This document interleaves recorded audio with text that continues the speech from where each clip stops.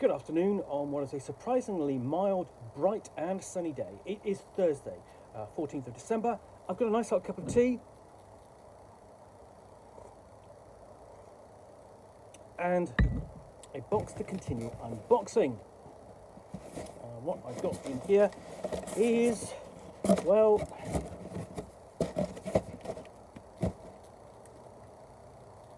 this Faecal Lands, a supplement for Lamentations of the Flame Princess weird fancy roleplay. And I don't think it gets any weirder than a supplement called Faecal Lands. So, this book is an alternate dimensional setting for Lamentations of the Flame Princess, weird fantasy role-playing, and other traditional tabletop role-playing games. It is written by Shatner Turdsmith. It's the third name of the author of the Staffordshire Trading Company works of John Williams and the Jovian Visitor for Lamentations of the Flame Princess, as well as the Emmy Award-winning The Midlands setting, Rancid Canyons and the Floating Death Sheep, and Murder Knights of Corvin Dark for his own imprint. Shatner grew up in England in the 1970s, fascinated by throwing horse shit around as a kid. Somehow he grew up to be a responsible adult. In the early 80s, he got involved in role-playing games and longed to one day write this RPG supplement involving the sticky, stinky, brown stuff reminisced from his formative years. Only now has he found a publisher that shares his strange desire to see this thing in print. Okay. Now, I do actually know who this is because obviously as the author and designer of the Midlands setting, I've not only reviewed his books, I've edited some of his books, and I didn't think he could quite descend to this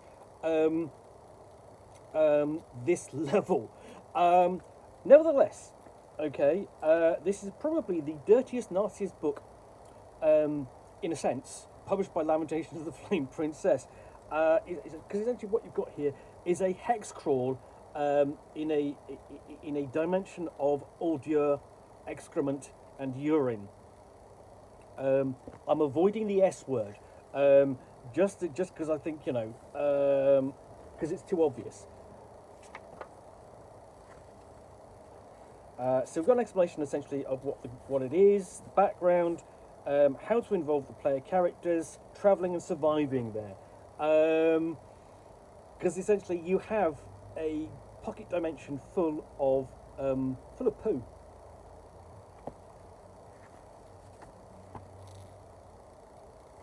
And I absolutely know that this is not going to be to everyone's taste.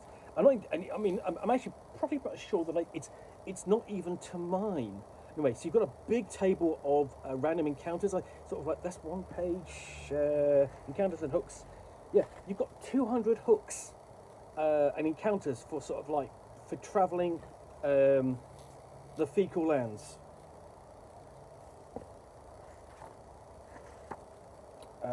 So plenty of just things to throw in there, and dealing with things like fecal rot, and just one of the many diseases you're going to get there.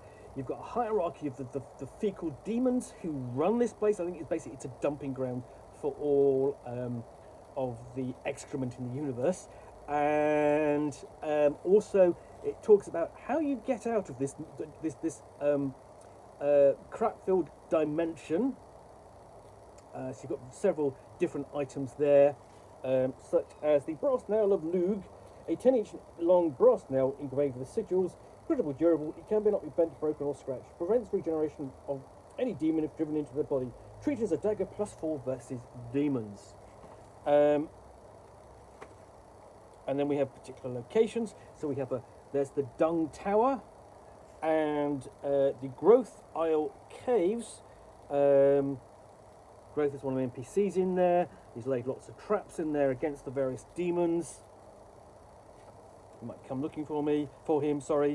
Then the Pit and Halgoth's Trench, another location with lovely, not lovely, rivers of urine.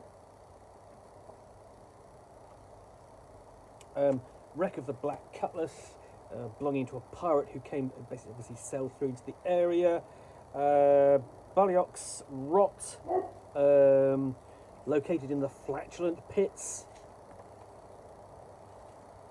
And then we have the vile creatures of the area. So we have like a bloated shitfly and a bloated shitfly maggot. And that's the only times I'm using the word. I'm avoiding the S word otherwise. An excrement golem and an egg collector. So they essentially that is collecting the eggs for those. Yes, and then you have, yes. We have fecal demons and fecal starfishes and giant dung beetles, and then we have Groth, who has his own set of caves, and he's a survivor there from the Haven Isles. Now, the Haven Isles is essentially the equivalent of the British Isles in the Midlands section. So somehow he's ended up in this awful pocket dimension. We have Howlgoth, Greater Turtling, Type 3, shit demon, a pit beast, essentially horrible kind of, dung, essentially the dung equivalent of the Sarlacc from Return of the Jedi, a Piscatore. I mean, that's kind of, okay, that's a little bit of an inventive pun there upon fish. A Turtling, a Type 2 shit demon. Sorry. It's in here. Okay, it's in the book. And then we have a couple of the bosses. So Dreadmaster Balioch, and then Lord Theseus, who is busily bloated and dripping form of the huge 12-foot demon, slashes upon his fecal throne, the white juice of bloated shitfly eggs dribbling from his maw. Yes. Utterly unpleasant. Other demons, Diarrheoid, Carrion Shitslug, Cack, Vulture. These are fantastic illustrations. I mean, they are all the author's illustrations as well. A fecal dragon, an excremort, so a dung dragon essentially, and another. And this is a Type 5 shit demon. And I don't mean that's a rubbish demon. I mean it's a demon of dung.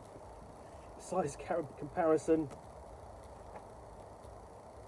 And then Fortress of the Fecal Lord is essentially the end destination. So, okay, the whole thing is sort of like, I think the case is sort of like you're supposed to sort of like, sort of ending up in there accidentally or as a punishment or something like that, and then you've got to try and find your way out. Would you want to kind of impose this upon your player characters? I'm not sure that you would. Perhaps you might kind of, what you might do with it is go, oh right, there's this thing, this pocket dimension here. It's mentioned in this book, and you kind of foreshadow its existence. You don't want to end up there. It's horrible, but you might if you do this, and just set it up there as somewhere where the player characters might end up. But I wouldn't actually go, okay, I'm going to run this because it's foul. You would kind of put it in a campaign, I think, sort of like to basically go, oh, there's this place in my campaign, and don't worry about it. It's there. You don't want to end up there. It exists, but I've got it there if you do end up doing the wrong thing or annoying the wrong person or the wrong demon, or can you not? I don't know whether you can quite annoy the right demon, as it were. But yeah, as I say, probably the dirtiest, nastiest book from Lamentations of the Flame Princess, purely for the subject matter. And I'm not saying that it's not inventive. I'm not saying that it's sort of like kind of taking the idea and well thought out. I'm saying it's unpleasant, stinky, and foul. But if you want to add it to your campaign, it's your campaign. As I say, I didn't think that Shatner Turdsmith had this in him. But essentially what he's done is he did have it in him, and he's excreted it onto the pages of this book. There we go. I went there. Right, anyway, thanks for watching another unboxing Nook. If you enjoyed this, then I'm very sorry for you. If you enjoyed this unboxing in the Nook, then do please click on the like button down below. If you've got any comments or feedback, I do appreciate you taking the time to post those. And lastly, if you want to be alerted to get more unboxings in the Nook, where you'll see me out here with a box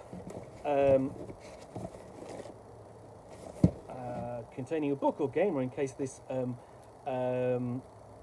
supplement, which I'll unbox and chat about to the best extent of my knowledge for roughly 10 minutes or so, all of course accompanied by a nice hot cup of tea.